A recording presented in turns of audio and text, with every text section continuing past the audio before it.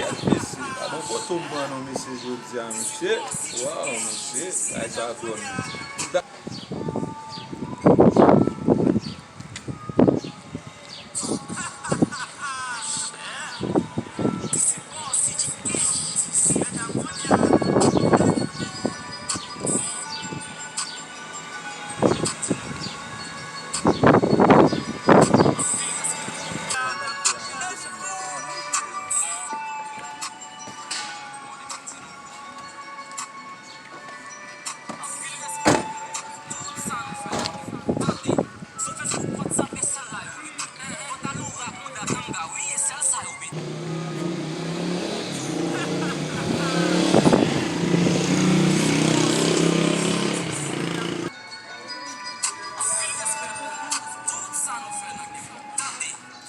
Esse jogo eu vou deixar.